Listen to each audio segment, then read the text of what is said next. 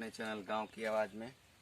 मैं आपको आज बहुत ही प्यारी कविता सुनाने वाला हूं, जो ह्यूमन बीइंग और प्रकृति के बीच में है, यानी मानव और प्रकृति के बीच में हम लोग कैसे प्रकृति के साथ छेड़छाड़ कर रहे हैं उसके बारे में है।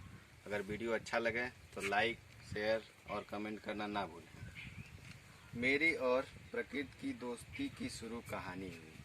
मेरी और प्रकृति की दोस्ती की शुरू कहानी हुई। शरीर में तपन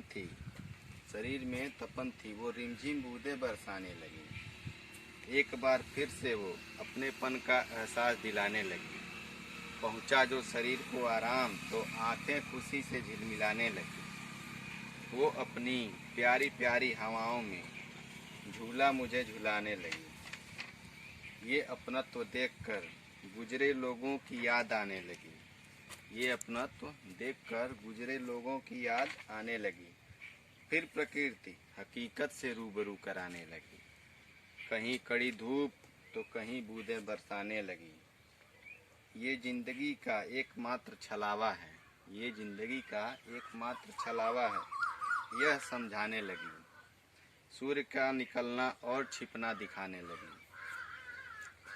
सूर्य का निकलना और छिपना दिखाने लगी। इसकी सारी बातें मुझे अच्छे से समझ आने लगी। इसकी सारी बातें मुझे अच्छे से समझ आने लगी।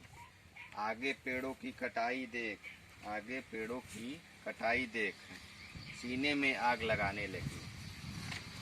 कुछ ही पलों में प्रकृति अपनी कहर बरसाने लगी। कुछ ही पलों में प्रकृति अपनी कहर बरसाने लगी।